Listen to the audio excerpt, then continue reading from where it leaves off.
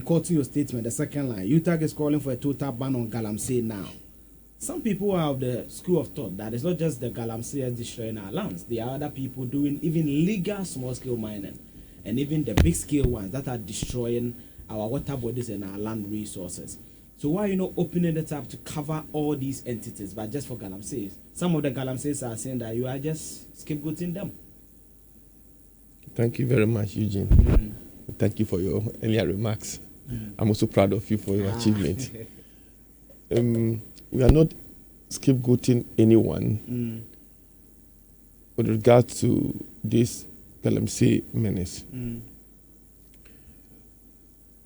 You see, I've been thinking and asking myself, what is legal Galamsey? I mean, the word legal mining and non-legal or illegal mining. I'm trying to understand.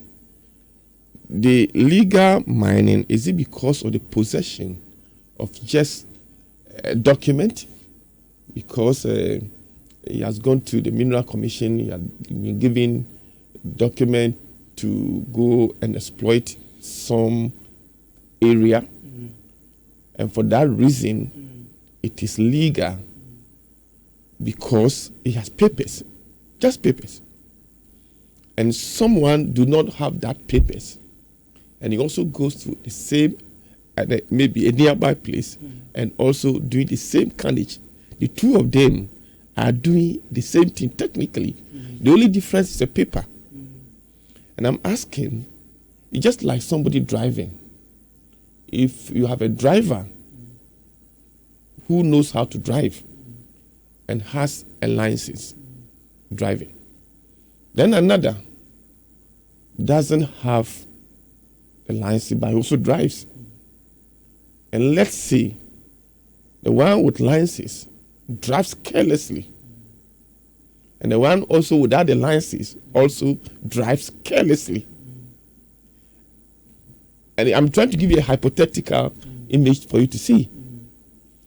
If there's an accident, would the accident say you have legitimate license and therefore you are excluded from the accident and therefore death?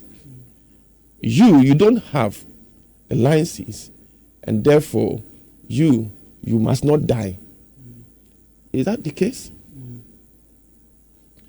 I'm sure that is not the case. So I'm only giving you as a picture to see that we are not, by our definition of banning because someone is doing legal mining and the other one is not doing legal mining, and therefore we exclude them. The denominator here is the distraction.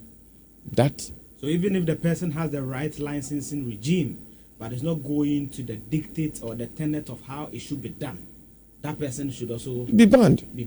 Okay. That is the fundamental logic for us calling this banning action. So it is not because somebody has just a piece of paper. The piece of paper doesn't do anything. What is in the piece of paper, putting what is on the piece of paper into action, makes sound of the piece of paper. But without not obeying it, just like the analysis I've given to you in terms of the driver with license and without license, and there's an impending accident, that's exactly the picture why UTAG is asking this.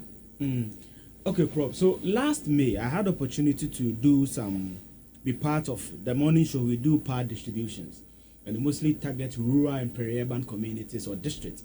So we went to the Galamsey South District, Mansodubia. Then luckily for us this year, we had the women in science, technology, engineering, mathematics, Western Care University, the women, Dr. Angelina Silverkin and the others joining us. And when we got to, was it Pichileo? And they were in the bus, they were in their band. When we got to the district, they were like, wow, so they didn't believe what they were saying. When you see some of these pictures, you are scientists, I know the good work you do. When you see some of the pictures, the report of the likes of Erastus Sasaridonko and all that, what comes to your mind? When you see the pictures, the extent of devastation, the water bodies, what comes to your mind? It's Eugene, let me give you some perspective. I went to school in my earlier secondary school education, I had it in Sehui also secondary school. Okay. Form 1 and Form 2. I was sent there. Mm. When I went to this school,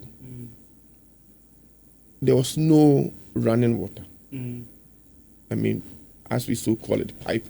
No pipe water. Then we also had no borehole.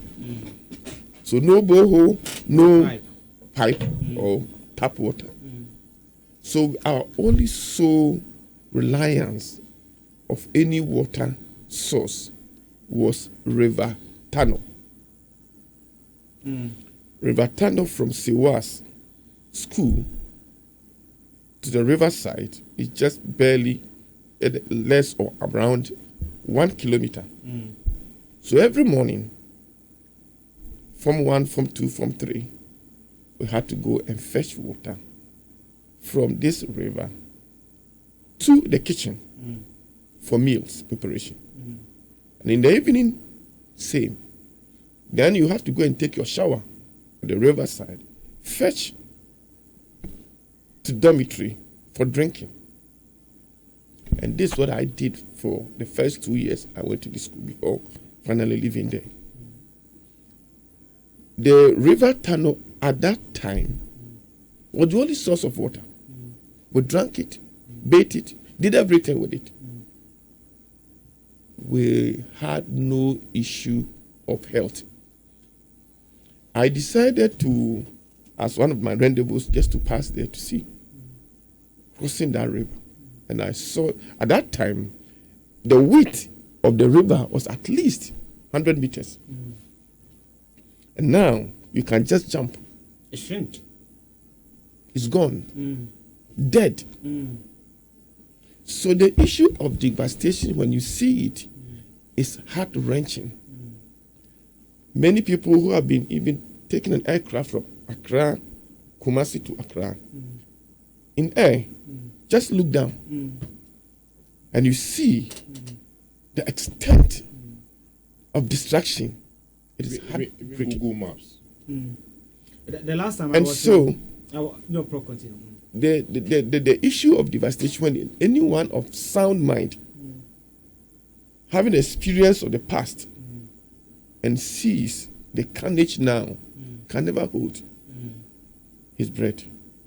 It is very, very alarming. And if such to continue, I tell you, in the next 10 years, we will not have any vegetation cover.